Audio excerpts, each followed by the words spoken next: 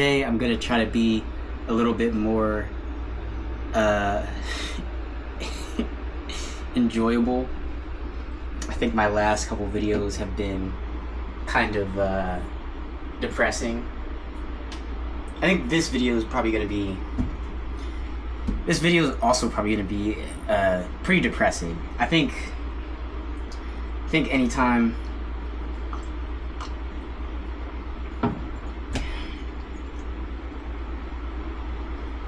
Anytime I start talking all on my own, stuff just starts getting depressing.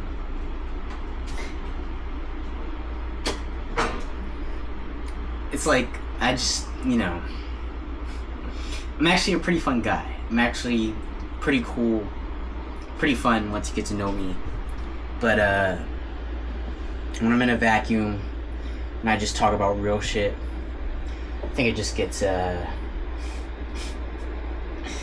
guess it just gets a little overwhelming for people usually. I mean, there's a lot of things I could talk about today. The thing I was thinking about talking about, which is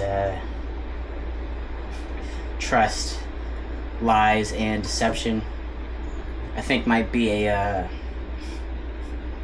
maybe not a good move for today. I'm trying to keep it a little bit in higher spirits. But maybe I'll just get into that first. Anyhow.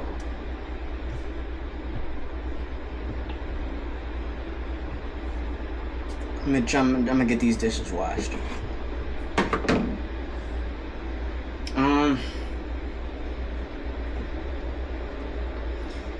Well,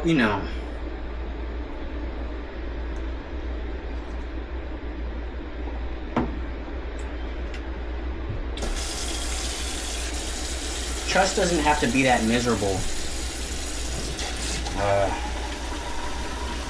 Not as miserable as I make it, at least, I guess.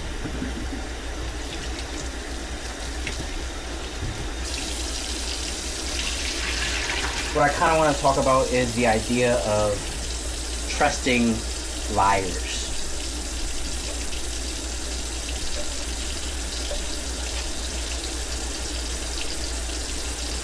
No, maybe it's not. Maybe it's not as dark as I make it seem. Maybe it is. Maybe it's darker. But, I'm somebody who tries to err on the side of trust. It's hard for me to be somebody who doesn't trust people. I pretty much just take everything that I hear at face value. Part of the reason I'm usually so boring to people is because all of my humor comes from truth. Not pretty much. All of my humor comes from truth. A lot of people think I'm like it's really easy for people to think that I'm being sarcastic. And really, I'm just being actually straight up. Not really trying to be sarcastic. Actually just trying to make a point, actually. And the more honest you are, the more liars are going to assume that you're being sarcastic, that you're making a joke, that you're saying something that you don't really mean, but you do actually mean it. But that's not something that liars would say out loud. So it seems like something that you're saying as a joke. But nah, I'm just being straight up. Can you give examples? No examples. No examples. The last thing I want is for people to assume that I'm talking about them. I don't need anybody to assume I'm talking about them in my videos. If you think I'm talking about you, I mean, what are you saying to yourself?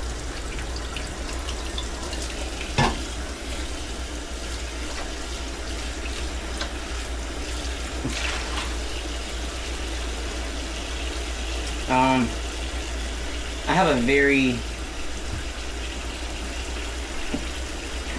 tumultuous relationship with humor and like being funny. I once did a entire stand-up comedy routine that was like I think it was like 20 minutes long with jokes written on my hand, and it went pretty well actually. But I honestly, I think people were laughing for me. I think I did it in high school, and it had a lot of poop jokes in it. Honestly, I feel like everybody could use a poop joke every now and then. Poop never is not funny. Unless you're dealing with a poop demon. That shit is not funny. That's not a joke. It's not funny at all.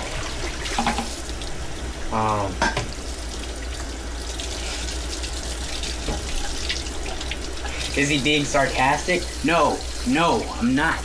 I'm being dead serious, actually.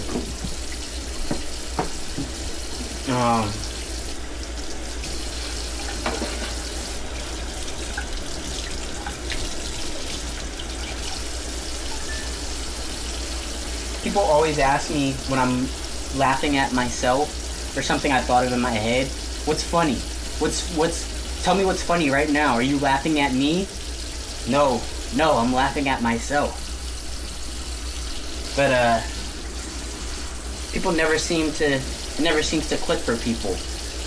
Because then they'll see me laughing to myself again and ask me, are you laughing at me? No, I'm laughing at myself.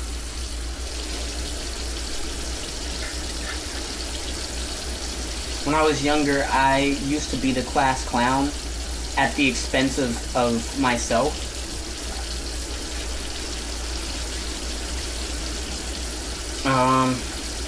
When I was really young, there was a kid who told me to slap myself, and then I did it.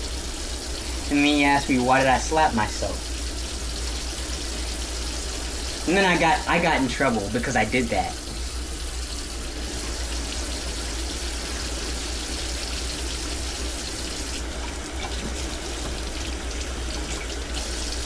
I didn't understand any of what happened. I just thought I was having a conversation. I feel like I've always been incredibly high functioning as an individual, but there must be something wrong with me. There is. And I've identified it. It's just like, whenever I explain it to people, they don't believe me. So I keep my mouth shut.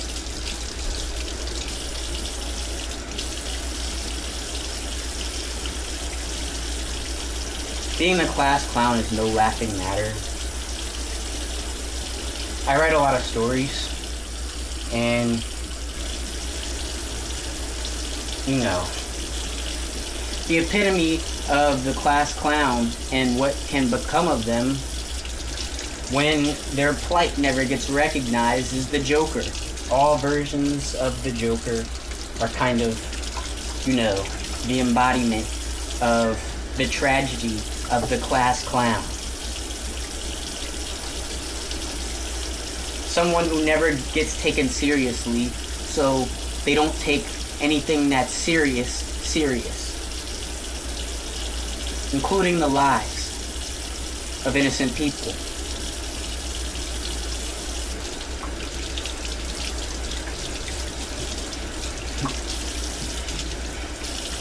The most interesting thing about comedy is that's like, it's always the people with the darkest past that have something funny to say, right?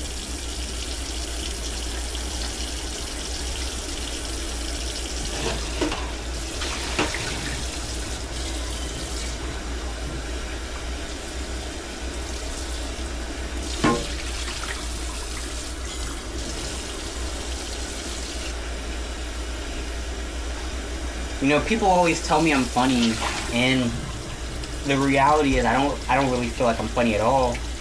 I always just feel like I'm just saying some real shit. People be like, why did you do that?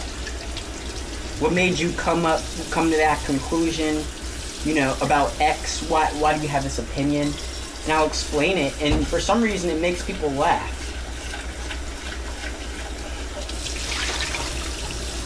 Usually because they don't believe me. It's always the best part. And then I'll laugh with them because they don't believe me when what I'm saying is the truth. What's funny to them is the absurdity of what I just said. What's funny to me is the absurdity of how relentless their ability to take me serious is. That's what's funny to me. I never really tell jokes.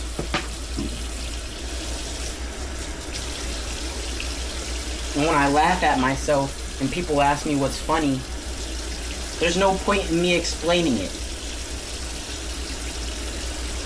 There's no point in me explaining. Because I know the second that I actually explain what I'm laughing at, they're just going to look at me like I need help.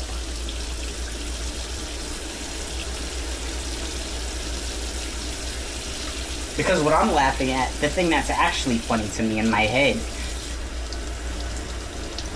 if I explained it, you would think that I'm a danger to society.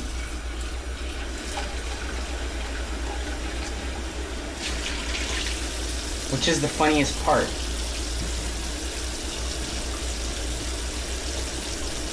Because I really, it always seems to matter to me more than it does to others to take care of others. I always watch the people who are so much more worried about their safety, and not the safety of others. Those are the people who think that the quiet people are the dangerous ones. The people who can never shut up.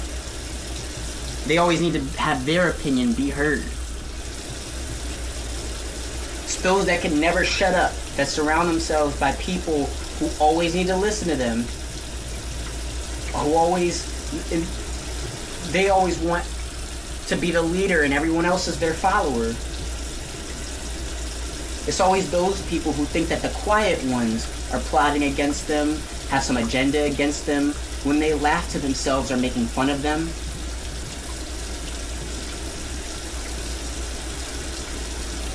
No, I'm just trying to think. I was just existing. Hey,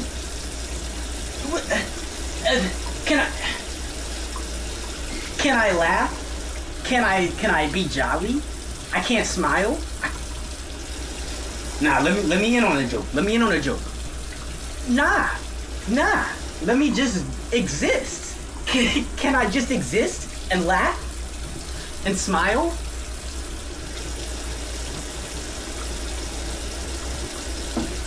But when I look fucking miserable, when I have tears welling up in my eyeballs, I don't see anybody coming up to me. Oh, let me be sad with you. Let me go through what you're going through right now. I really want to hear about what you're struggling with at the moment. Are you pitying me right now? Are you sad because of me right now? And maybe I am. Maybe I am actually doing that, right?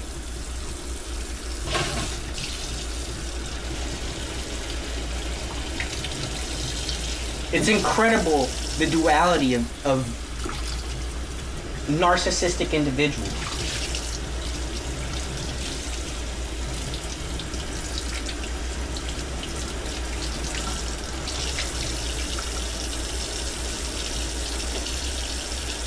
And then lo and behold, when I actually have a point to make, regardless of whether it's funny or not, no one's trying to hear that. That's what's really funny to me.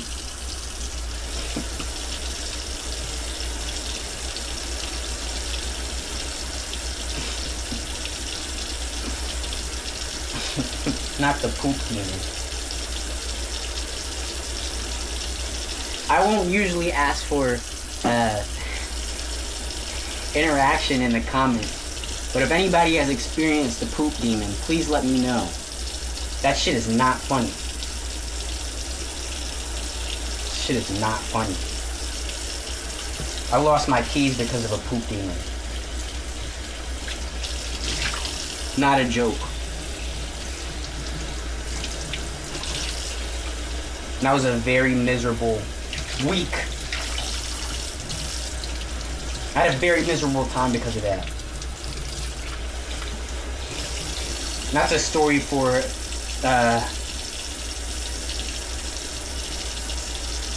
maybe never on this channel, and definitely for another time.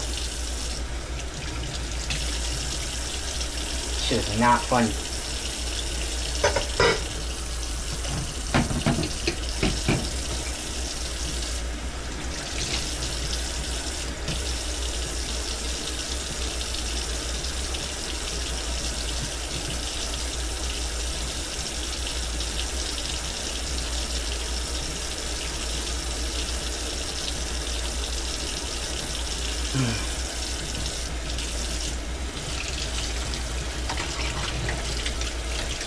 You know, I was the type of kid when I was in school that would always... I was never popular in the sense that people thought I was cool. I was always popular in the sense that people knew that I was really smart. I always achieved to a very high degree. I was very amenable, very nice. Everyone knew that they could talk to me, but no one ever did. That was always the type of person that I was. My ability to interact with people it was always predicated upon my approaching of others.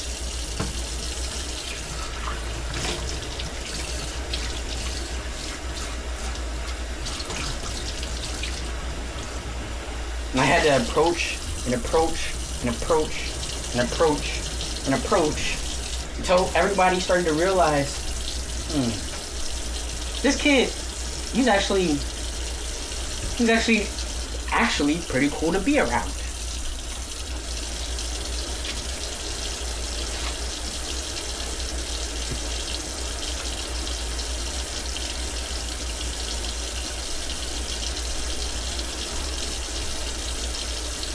But the worst part about being a gator is having to swim. Hater the gator always had to swim. Always. Always. Always. All I did was swim for the majority of Hater the Gator's childhood. I became the best swimmer there was. I had more endurance than anybody. And I didn't care for any of it. So anytime Hater the Gator got invited to something, Hater the Gator had to decline. Because Hater the Gator had to swim instead.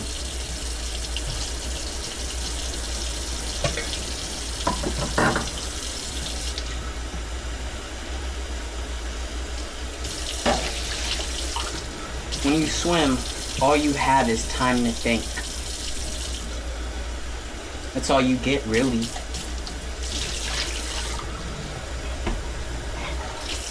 You're just moving, trying to breathe.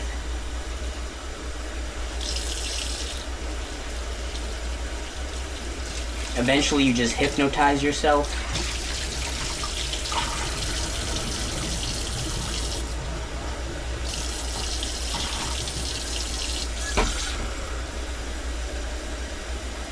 And the best part is if you cry, no one can tell.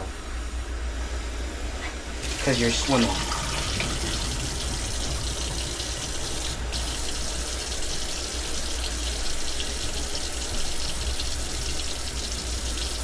Hater the Gator got real good at hiding his misery behind performance.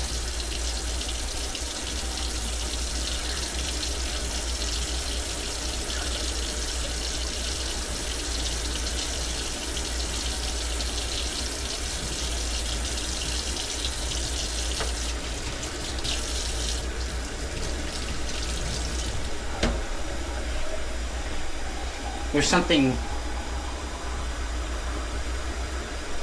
so insecure about the core of comedy.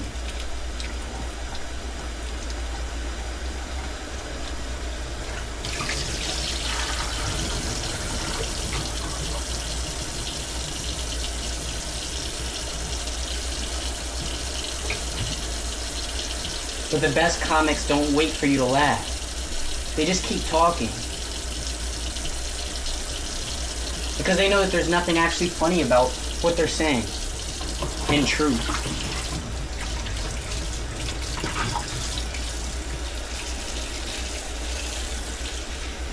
What's funny is the fact that that's not what you went through.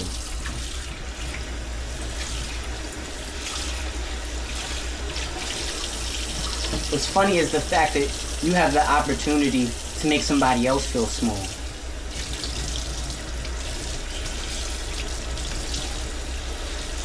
What's funny is the fact that you once felt yourself small.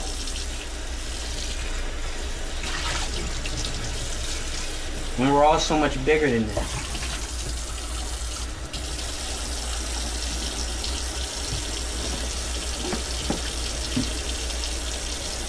How absurd it is that you consider yourself to be something laughable. Your existence. Your conscience. Everything that makes you unique.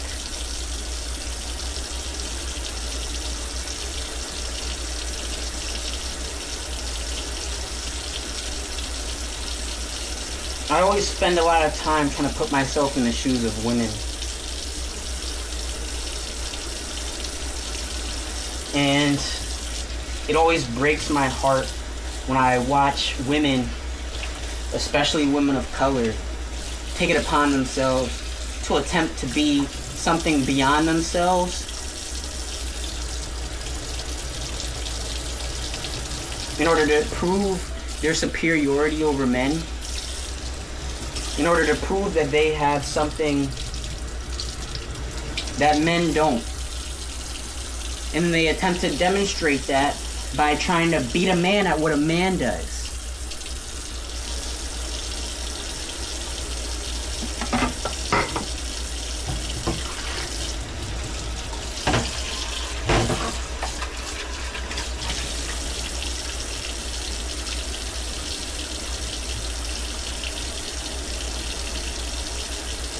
The most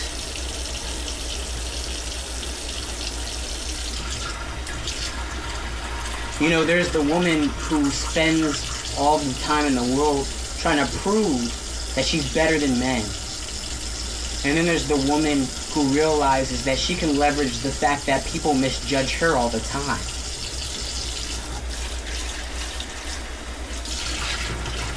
Those are usually the women that Hater the Gator finds himself attracted to most often. The latter, not the former.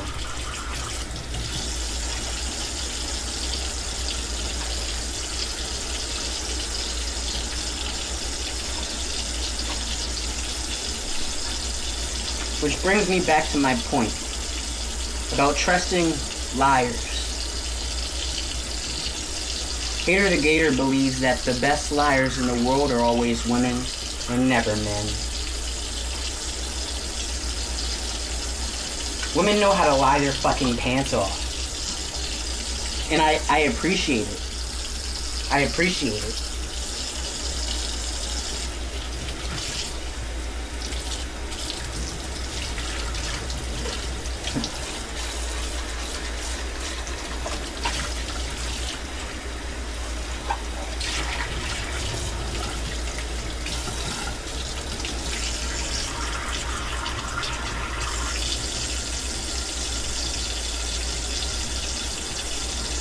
I'm the type of guy that's been approached by a number of women who are always surprised at my lack of,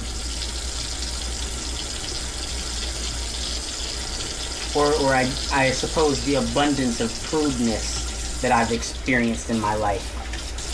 The fact that I've never had sex, I've never kissed a woman, also have not kissed a man.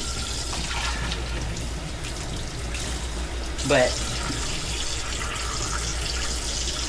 The most that I've done is hug women. And because of my ability to be whole around women that are often largely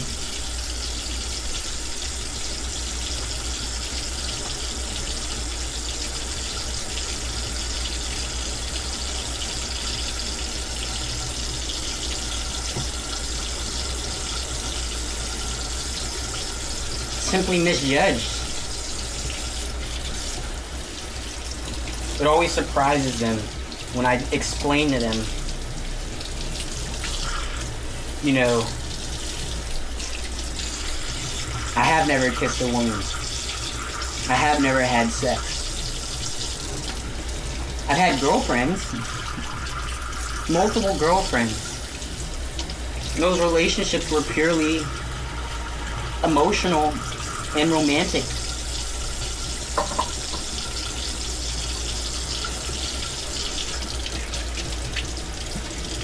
And you know what the funniest part is? When they don't believe me.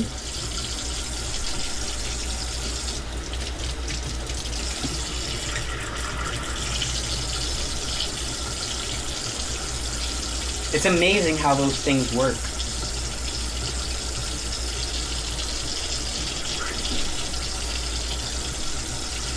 I really admire women who know how to lie.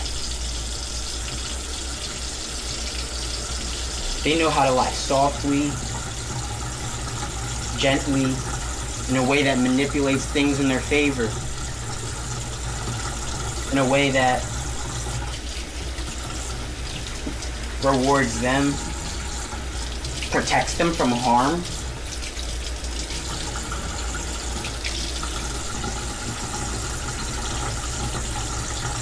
Forces men to humble themselves.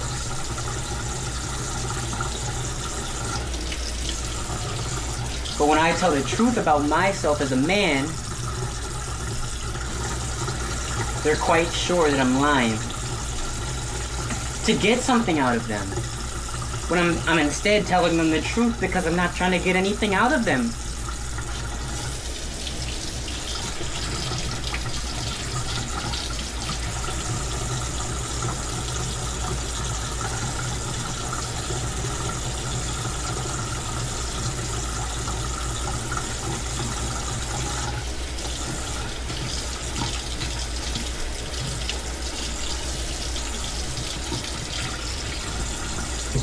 I mean, this is the kind of stuff that really isn't funny at all, to be honest.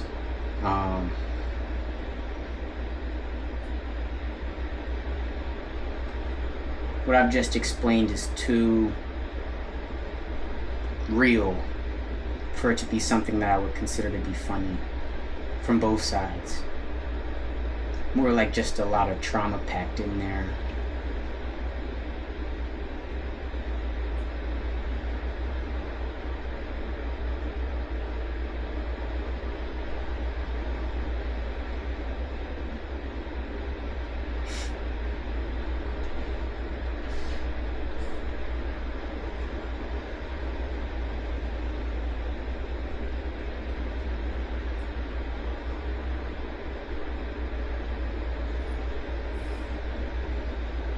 And the other unique thing about humor is the nature of brevity. Something that was once funny no longer becomes funny if you either, one, hear the joke enough times, or two, the joke goes on too long. Which kind of makes you question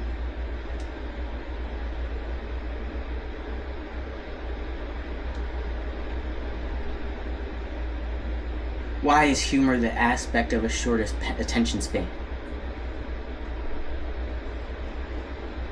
Why is it that if I want to laugh,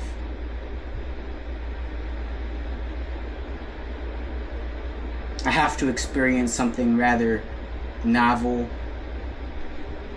curt,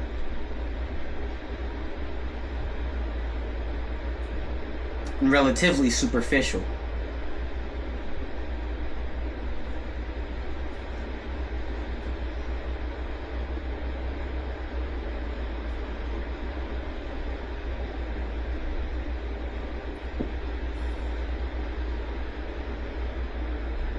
Why can't my laughter last longer?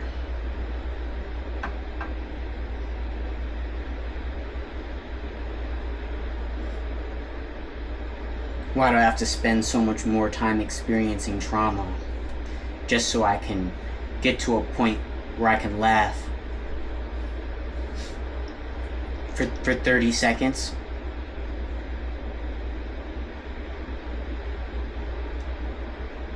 Is that really the price I must pay for humor?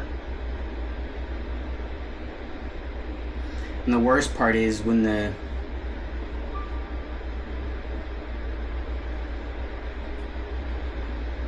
you have those who colonize the trauma of overlooked minorities, and then that becomes their humor.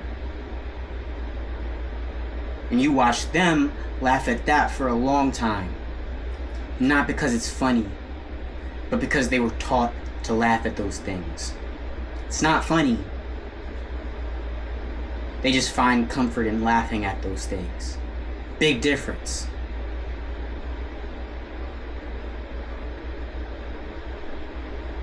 Fine line, big difference.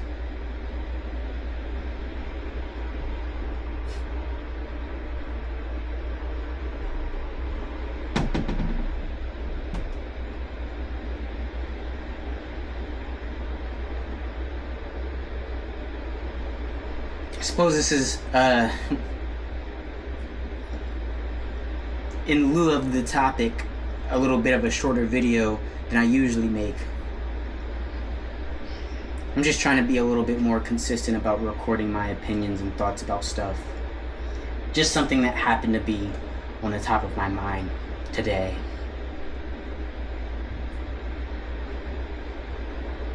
But I'm starting to feel a little bit better. I'm not feeling so plagued, even though I have a whole lot of bullshit I still need to deal with.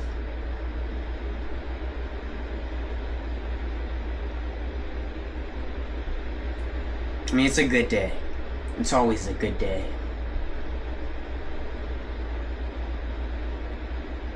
And today ended on a brighter note than I thought it would.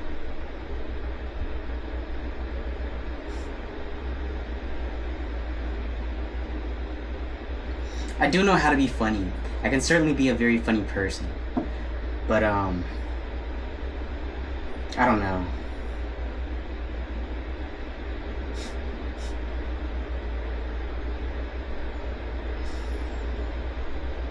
Maybe I've spent too much time alone.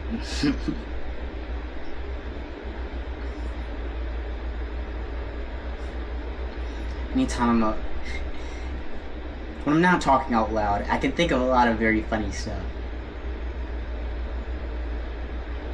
When I speak it out loud, it just kind of loses its shine, if that makes sense.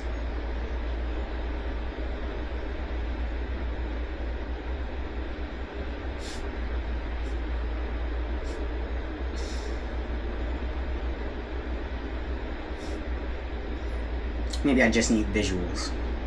I'm a very visual person. But, that's all I got for today.